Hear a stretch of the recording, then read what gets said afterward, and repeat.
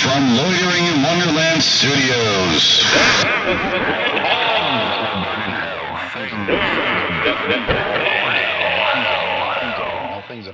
With Phoenix West. Hello, citizens. Welcome to Things That Will Burn in Hell. I'm Phoenix West. Let's just get right into it because I don't want to talk about what it is beforehand. Let's get my Nick Cage out of the way. Number 19, ocean-based movies. Fucking boring.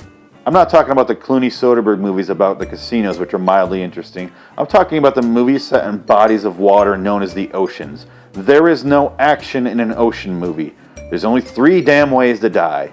Number 1, drown. No shit, it's water. How exciting. Number 2, sharks. Fuck sharks. Number 3, the waves push the boat and suddenly the guy hits his head on the fire extinguisher at the side of the boat. Snore. Boats are boring and so is the ocean.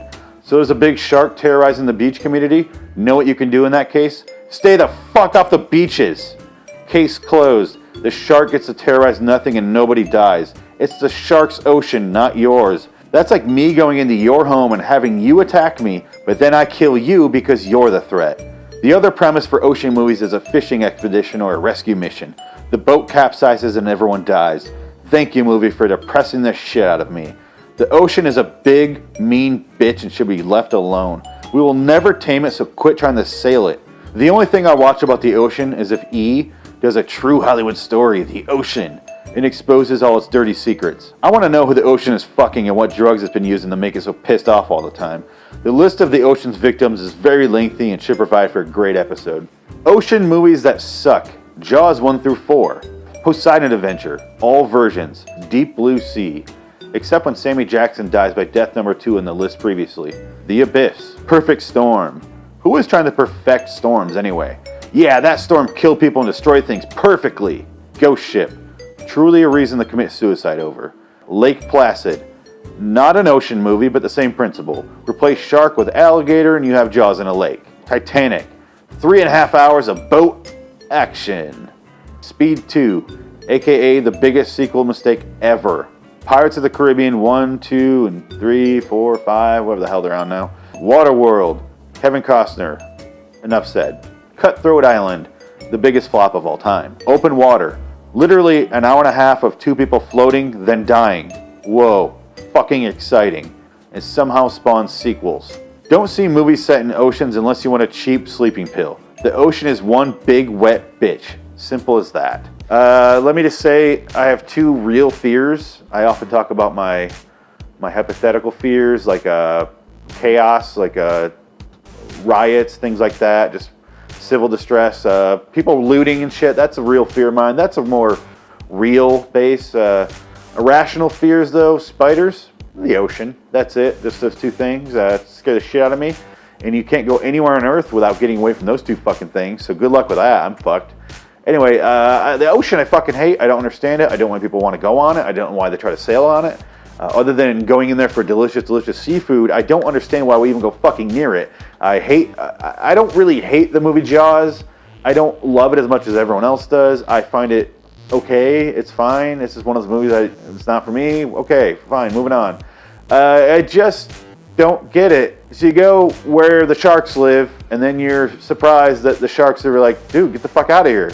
I eat things. I eat whatever the fuck is in front of me. Why are you surprised that the fucking shark is gonna eat you? That's what it does. It eats things. You're a thing. You're in its home. It's gonna eat you.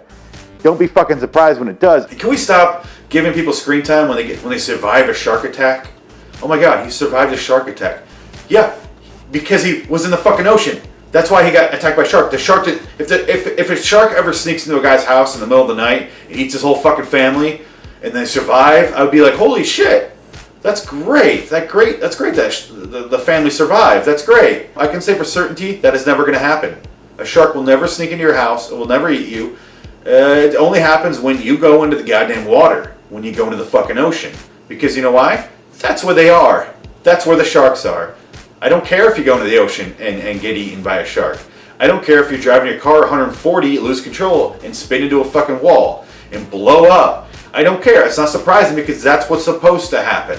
That's more likely to happen than if you're driving 30 miles an hour and taking very cautious turns and really obeying all the stop signs. And then if you somehow spun into a wall going 30 and your car blew up, then I'd be like, oh man, that fucking sucks. That is some bad luck. That man did not deserve to die. This chapter is not about just the ocean, it's about ocean movies.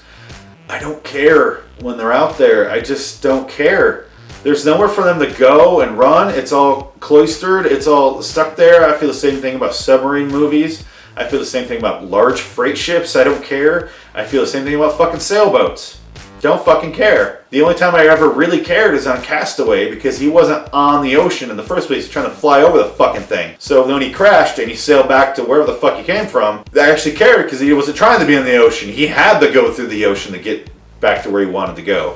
That's a different scenario. That's a man fighting the fucking ocean. This isn't a guy going out to the ocean just to be out in the ocean. Fuck the ocean.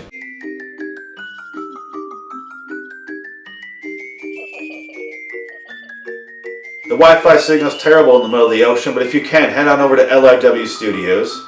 Check out all the podcasts, all the videos we have there.